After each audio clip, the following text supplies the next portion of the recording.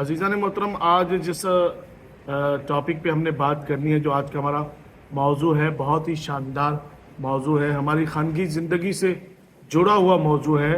और मौजू है अपने अहले खाना पर ख़र्च करने का सवाब कितना मिलता है। जो कुछ हम अपने अहले खाना पर, अपने बच्चों पर हम खर्च करते हैं, उसका हमें क्या सवाब मिलता है, इससे मुतालिक आज की ये खूबसूरत गुफ्तगू है। और मैं चाहूँगा कि आप आखिर तक इस वीडियो को देखें और इस गुफ्तगू को सुने। इसमें बहुत सारे ऐसे पहलू हैं जिनकी आज अशद तरीन ज़रूरत है, और हमें चाहिए कि हम अपने माशरे में हर शख्स को, हर बेटी को, हर बेटे को, और जो है ना वो हर शौहर ख़ुद भी ये मसाइल सीखे और अपनी जो है वो घर वालियों को भी इन मसाइल से मुतालिक ब्रीफिंग दे।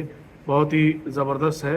अल्लाह रब्बुल इज़्ज़त ने इरशाद फरमाया कि और जो चीज़ तुम अल्लाह की राह में ख़र्च करो तो वो उसके बदले तुम्हें और देगा, और वो सबसे बेहतर रिज़्क़ देने वाला है। अल्लाह सबसे बेहतर रिज़्क़ देने वाला है। जो कुछ हम खर्च करते हैं नेकी की राह में, जो हम खर्च करते हैं ना, अल्लाह रब्बुल इज़्ज़त हमें उसका नेमुल बदल अता फरमाता है, दुगना चुगना बल्कि कई गुना बढ़ा करके। हमारी नीयत एक तराजू है, और उस नीयत के तराजू में फिर हमें तोल के अजर मिलता है जो हम नेकियां करते हैं। यहाँ बहुत सारी हदीसें हम शामिल करने जा रहे हैं। पहली हदीस सैयदना हज़रत अब्दुल्लाह इब्न मसूद रज़ियल्लाहु ताला अन्हुमा से है। आप इरशाद फरमाते हैं कि जब कोई शख्स सवाब की नीयत से अपने अहले खाना पर खर्च करता है तो वो उसके लिए सदका होता है। घर में तो खर्चा होना ही होना है, आबिद, घर में तो खर्चा होना ही है। रोटी पकनी है, सालन बनना है, चाय बननी है, मतलब घर के अखराजात तो हैं। तो अब देखिए कि हदीस तैयबा में फरमाया है, जब कोई शख्स सवाब की नीयत से अपने अहले खाना पर खर्च करता है तो अल्लाह ताला जो है ना उसको उसके इस खर्चे की वजह से उसे सदक़े का सवाब अता फरमाता है, और अल्लाह जो है वो उसका नेमुल बदल अता करता है। यानी कि हमारे रोज़ी के सिलसिले बंद नहीं होते। जो हमारे पास होता है वो खर्च हो जाता है, फिर आहिस्ता आहिस्ता भरना शुरू हो जाता है, फिर भर जाता है, फिर खर्च हो जाता है, फिर आ जाता है, फिर खर्च हो जाता है। तो ये सिलसिले जो है वो चलते रहते हैं। अब खर्चा तो होना ही होना है, लेकिन अगर सवाब की नीयत शामिल कर ले तो फिर जो है वो सदक़े का सवाब जो है वो मिलता है। नबी पाक सल्लल्लाहु अलैहि वसल्लम ने इरशाद फरमाया, जो पाक दामनी चाहते हैं और अपने आप पर कुछ खर्च करते हैं तो ये उनके लिए सदका है। यानी कि अपने ऊपर भी खर्च करना, डॉक्टर साहब, ये भी सदका है कि हम इसलिए खर्च करते हैं अपने ऊपर कि हम बतौर मुसलमान साफ़ सुथरे हम नज़र आएँ। जो नेमतें हैं अल्लाह की हम पर, जो नेमतें हैं उनकी झलक नज़र आए, उन नेमतों की झलक नज़र आए, तो ये भी जो है वो सदका है। बहुत बड़ी बात है, कुर्बान न जाए। आदमी खुद पे भी तो खर्च करता ही है। अब फजूलियात में खर्च करे, जो है वो नशेड़ी बन जाए, मतलब ऐसी चीज़ें खाए कि जो शरीयत मुताहरा ने हमारे लिए मुज़र सेहत करार दी हैं, या जो है ना तिब ने हमारे लिए मुज़र सेहत करार दी हैं, तो फिर ये तो हम अपने हाथों से अपना गला दबा रहे हैं, घोंट रहे हैं। तो लेकिन अगर हम अपने ऊपर खर्च करते हैं और ज़ेबो ज़ीनत इख्तियार करते हैं, जैसा कि फरमाया गया कि मस्जिद में आते हुए ज़ेबो ज़ीनत इख्तियार करो, खुशबू आपके पास उम्दा होनी चाहिए, लिबास अगरचे पुराना ही हो लेकिन सुथरा होना चाहिए, हशर नहीं हो कि हशर हो रहा है। तो इरशाद फरमाया कि जो कुछ आप अपने ऊपर खर्च करते हैं ये भी सदका है, और जो अपनी बीवी, बच्चों और घर वालों पर खर्च करे तो ये भी सदका है। अल्लाह इसको सदक़े का सवाब अता फरमाता है। अच्छा, सदका बलाओं को टालता है, मुश्किलात को टालता है। सदका जो है वो इंसान में नरमी लेकर आता है। इसका मतलब ये है कि हम अगर बाहर कहीं खर्च नहीं भी करें और अपने यहाँ पर खर्च करें तो फिर भी जो है वो हमारी बलाएं टलती रहती हैं, हमारी मुसीबतें ख़त्म होती रहती हैं। और ये बहुत बड़ी बात है, सुभान अल्लाह कहिए। बहुत बड़ी बात है, कितना बड़ा बेनिफिट है कि हमारे पास दूसरे को देने के लिए नहीं है, تو اتنا تو اپنے گھر کی دال روٹی تو چلانی ہے، تو یہ جو ہے وہ یہ بھی جو ہے وہ صدقہ ہے۔ اور اگلی حدیث طیبہ نبی پاک صلی اللہ تعالی وسلم نے ارشاد فرمایا، جو کچھ تو خود کھائے وہ تیرے لیے صدقہ ہے۔ جو کچھ تو خود کھائے حلال چیزوں میں وہ تیرے لیے صدقہ ہے، قربان جائے۔ سبحان اللہ، کھانا تو ضرورت ہے نا وقت کی، کھاتا ہے آدمی، وہ ہمارے لیے صدقہ ہے۔ اور جو کچھ تو اپنی بیوی بچوں کو کھلائے وہ تیرے لیے صدقہ ہے، اور جو کچھ تو اپنے خادم کو، اپنے غلام کو، اپنے نوکر کو کھلائے وہ بھی تیرے لیے صدقہ ہے۔ یہ کمال نہیں ہو گیا؟ اگر آپ کے پاس نوکر ہے، آپ کے پاس ڈرائیور ہے، چوکیدار ہے، اور بھی جو آپ کی دکان پہ کوئی بچہ کام کرتا ہے، یا جو ہے نا آپ فیکٹری آنر ہیں، آپ کے پاس ملازمین جو ہے نا کام کرتے ہیں، تو ان پر خرچ کرنا ہے۔ بہت سارے لوگوں کو میں نے دیکھا ہے، بڑا زبردست تجربہ ہے کہ وہ کیا کرتے ہیں، وہ ہر مہینے نہیں تو ہر ہفتے جو ہے نا منگوا کے دیگ کھانا پینا وہ چلاتے رہتے۔ خاص طور پہ ہمارے ہاں اب اینٹوں کے، لال اینٹوں کے بھٹے ہیں یا لال اینٹیں بنتی ہیں، تو وہ میں نے یہ نوٹ کیا ہے کہ جمعرات کو وہ مزدوروں کو خرچہ دیتے ہیں، تو ساتھ میں ان کے ہاں پلاؤ بریانی بھی 2-4 دیگ آئی ہوتی ہے، ساتھ میں وہ کھانا بھی دیتے ہیں۔ اور یقین مانیے ان کے کاروبار ایسے مٹی کی کمائی سے الحمدللہ وہ بہت آگے، جس کا ایک تھا اس نے 2 کر لیے، 2 سے 4 ہو گئے۔ تو یہ کھانا کھلانے سے مال بڑھتا ہے، تو فرمایا کہ اپنے اوپر خرچ کرو تب بھی صدقہ، اپنے بیوی بچوں پر خرچ کرو تب بھی صدقہ، اور اگر کوئی خادم تم سے جڑا ہوا ہے بندہ ہے، تم سے جڑا ہوا جو بندہ ہے اس پر بھی، اس کو بھی اگر تم کھلاتے ہو، اس پر بھی خرچ کرتے ہو، تو اللہ اس خرچ کرنے پر، اس کو کھلانے پر، اگرچہ آپ نے اپنی ضرورت سے بچا ہوا بھی کھلایا، دیکھیں نتیجہ نکال لیا بھائی، آپ نے اپنی ضرورت سے بچا ہوا بھی جو ہے وہ کھلایا، تب بھی اللہ نے اس کو صدقے میں شمار فرمایا۔ جو ہماری ضرورت سے بچ گیا وہ ہم نے کہا چلو بھائی یہ اس کو دے آؤ، اس کو دے آؤ، ہے وہ بھی جو ہے وہ ہمارے لیے صدقہ ہے۔ قربان نہ جائیں ایسے دین کے، کھا میں رہا ہوں، یہ میرا کھانا میرے لیے صدقہ ہے، میرے بیوی بچے کھا رہے ہیں، فرمایا کہ تم بیوی بچوں کو کھلا رہے ہو یہ صدقہ ہے، اور جو تم سے جڑے ہوئے لوگ ہیں، خادم ہیں، نوکر ہیں، ملازم ہیں، ٹھیک ہے، بھلے وہ تنخواہ لیتا ہے لیکن اگر تم اس پر پھر بھی خرچ کرے، اس کو ساتھ کھلا بھی رہے ہو، تو یہ کھلانا بھی صدقہ ہے۔ بس یہ پورے ٹاپک یہی ہے، لیکن بس یہ رہے ذہن میں کہ صدقہ بلاؤں کو ٹالتا ہے، صدقہ مصیبتوں کو ٹالتا ہے، عمر اور رزق میں برکت لے کے آتا ہے۔ تو یہ ہمیں بینیفٹ ہے۔ اگلی حدیث طیبہ جو ہے وہ شامل کرتے ہیں، نبی پاک صلی اللہ تعالی وسلم نے ارشاد فرمایا، ہر نیکی صدقہ ہے، اور بندہ مومن جو کچھ اپنے گھر والوں پر خرچ کرتا ہے وہ صدقہ شمار ہوتا ہے، اور جو کچھ بندہ اپنی عزت بچانے کے لیے، میں نے عزت کے لفظ کو تھوڑا کس کے بولا ہے، اپنی عزت بچانے کے لیے خرچ کرتا ہے وہ بھی اس کے لیے صدقہ شمار ہوتا ہے۔ اپنی عزت بچانے کے لیے یہ کیا ہے؟ تو ظاہر سوچو بچانے کے کیا ہے؟ فرمایا کہ ایسے جو ہے نا لوگ، ایسے جو ہے نا وہ کڑپیچ لوگ کہ جو آپ کے لیے مصیبت کا سامان کر سکتے ہیں، ان پر بھی اگر آپ کو خرچ کرنا پڑتا ہے تو یہ بھی آپ کی طرف سے صدقے میں شمار ہوتا ہے کہ آپ اپنے دامن کو، اپنی عزت کو بچا رہے ہو۔ اور فرمایا، اب اگلی بات کا رزلٹ آپ نے خود نکالنا ہے، ارشاد فرمایا کہ جو کچھ بندہ یہ خرچ کرتا ہے نا اپنی عزت بچانے کے لیے، اپنے بیوی بچوں پہ خرچ کرتا ہے، خود پہ خرچ کرتا ہے، تو فرمایا کہ ان سب کا بدلہ اللہ کے ذمے کرم پر ہے۔ کھلائیں ہم اپنے بچوں کو، بدلہ اللہ فرمائے کہ میرے ذمے کرم پر ہے۔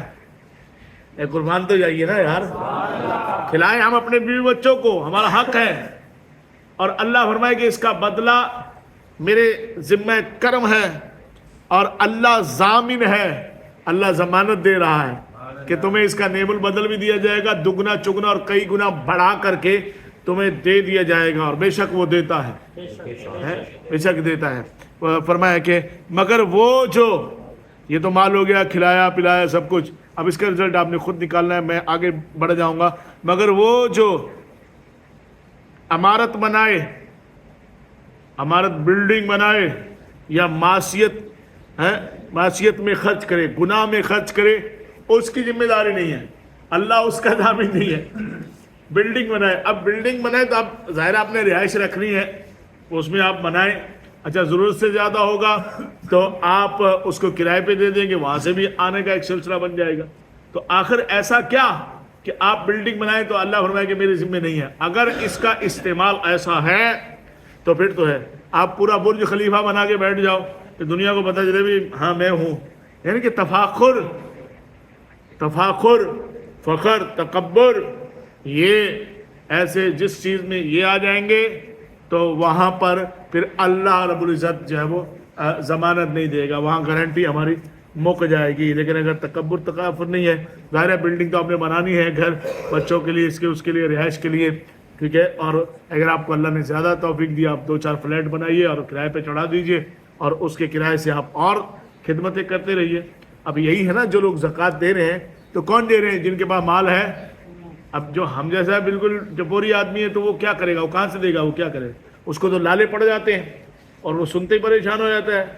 تو لیکن اگر مال ہے تو وہ دینا ہے. اس لیے مال بھی مانگنا چاہیے اللہ سے، اور عافیت بھی جو ہے وہ مانگنی چاہیے. تو رزلٹ آپ جو نکالا آپ نے وہ یقیناً بڑی آسانی سے آپ نے جو ہے وہ سمجھ لیا. اگلی حدیث طیبہ ہے، نبی پاک صلی اللہ تعالی علیہ وسلم سے جو ہے وہ روایت ہے، حضرت سیدنا عبد الحمید ابن الحسن حلالی علیہ رحمت الرحمن کہتے ہیں کہ میں نے ابن مقندر علیہ رحمت سے پوچھا کہ اس بات کا کہ جو کچھ بندہ اپنی عزت بچانے کے لیے خرچ کرتا ہے اس کا مطلب کیا ہے؟ بندہ جو اپنی عزت بچانے کے لیے، حدیث میں ہے نا کہ اپنی عزت بچانے کے لیے بھی بندہ خرچ کرتا ہے تو یہ بھی صدقہ ہے. آپ فرماتے ہیں کہ میں نے اپنے بزرگوں سے، اپنے استاد سے پوچھا کہ بھئی اس کا کیا مطلب ہے؟ اب مطلب سماعت فرمائیے. فرمایا کہ اس سے مراد وہ مال ہے جو ایک متقی شخص اپنی عزت بچانے کے لیے کسی شاعر یا چرب زبان بدتمیز شخص کو دیتا ہے کہ شاعر اس کی حجت نہیں بیان کرے. آپ نے دیکھا نا کہ بہت سارے شاعر ہیں، اب تو خیر وہ زمانہ نہیں ہے، ورنہ شاعر جو ہے نا کنجوسی پہ اس پہ کلابے ملاتے تھے. ایسا مانگنے والے کبھی کبھی کر دیتے ہیں، گاڑی میں آپ بیٹھے ہو تو وہ آپ کے پاس آ کے تالی بجا کے آپ کی بجا کے نکل جاتے ہیں کہ بھائی اتنی بڑی گاڑی بیٹھا ہے 10 روپے ہی دے رہے. تو یہ چرب زبانی جو ہے وہ اس سے اپنی عزت کو بچانا اور ان کو دے دینا مال جو ہے نا، یہ بھی ہے. تو یہ ایک سہولت تو خیر نکلی ہے.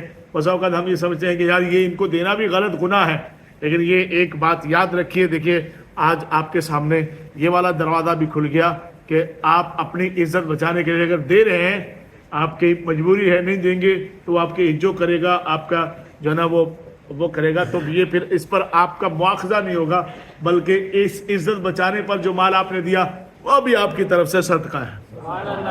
وہ فلسفہ دم توڑ گیا، اس کو نہیں دو، اس کو نہیں دو، جو وہ فلسفہ دم توڑ گیا. بھائی دیتے رہو، تم دیتے رہو گے، نیت صالح ہے تو اللہ تمہیں عطا فرماتا رہے گا. اگلی حدیث طیبہ کو شامل کریں.